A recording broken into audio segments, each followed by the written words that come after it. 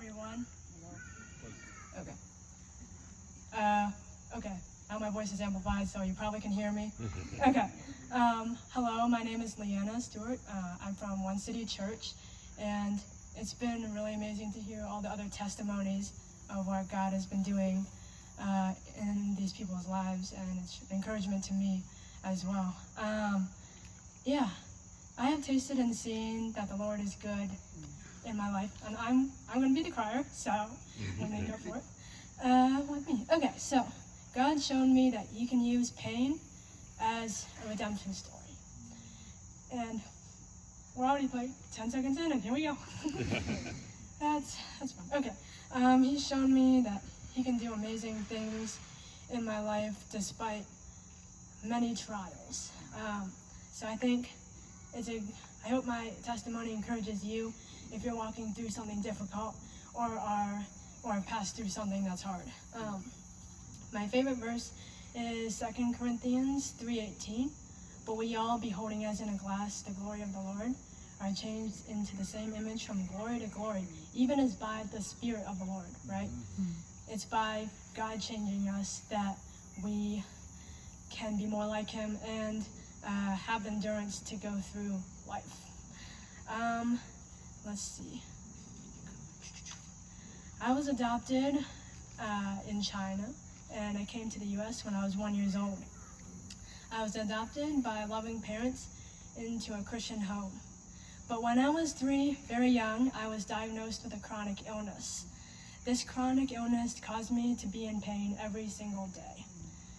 From when I was 3 until about 20, and I still have pain now.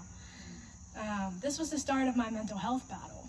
I realized that now I was struggling back then with anxiety and depression because of the chronic illness and because of the constant pain.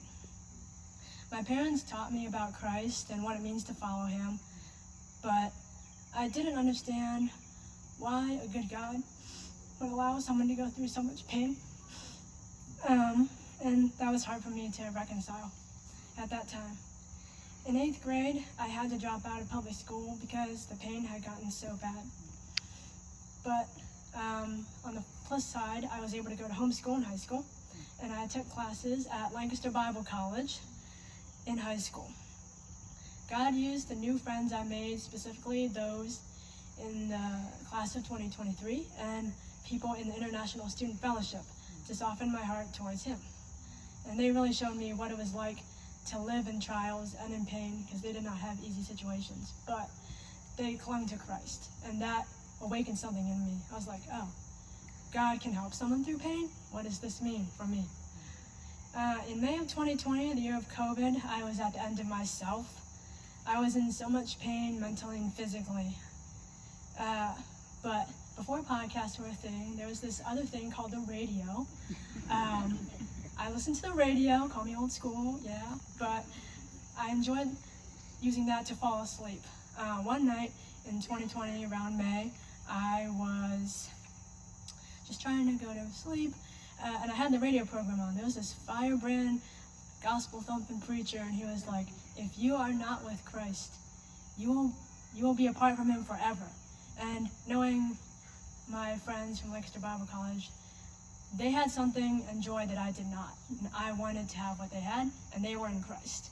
So from that, I got on my knees that night because I was convicted of the gospel, and God, He opened a new floodgate of peace. I never felt so much peace in my life. I would like to say that when the whole world was sick, for the first time in my life, I was finally experiencing true healing. And that was an amazing new feeling. But life did not get easier after I was saved. But this time, Christ was walking with me in my pain. He was holding my hand, and not just me by myself. Fast forward after college, time loop here, and in February of this year, I went through a very deep trial. My dad has always been the healthiest person. He's always eating his veggies. Thanks, Dad, for being a good role model. And in February 2025, like I said, he got super sick. super sick. He had a little cold, and then he got the flu. The flu turned into double pneumonia in both lungs. After that, he got septic. And yeah, the list of stuff that went wrong was too long, but I'll list the big things. He had a collapsed lung. He was on dialysis. He had brain bleeds and multiple seizures. He had heart disease, kidney failure, and was in a coma for about 2 weeks. This was what we thought was a one-time doctor visit turned into February to May. So that's 103 days in the hospital. And during this time, I was really tested. I was pushed to the edge with extreme anxiety, sleepless nights, many tears. And I wondered at that time, why is God allowing this? I thought he was a good God. I don't know what to do. And I really wanted to walk away from my faith because I could not, again, reconcile why he was allowing this to happen.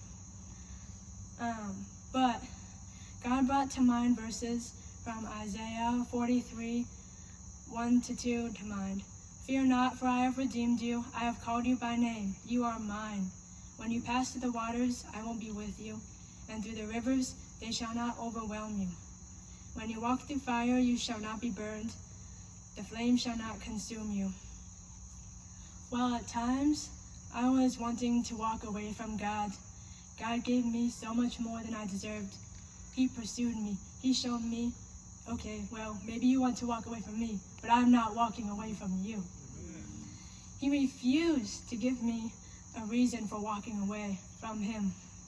And that's the God, if you're a Christian, that's the God you serve. He's faithful. He will provide. He was so faithful to uphold my mom and I when it was just the two of us trying to figure out, oh, what do we do with this? Or, oh, here's another emergency. He was always there walking with us. We couldn't always see it, but he was there. So I want to encourage you that, yes, Christianity is a new life, but it's a hard life, but that life is still good. So thank you guys. Amen.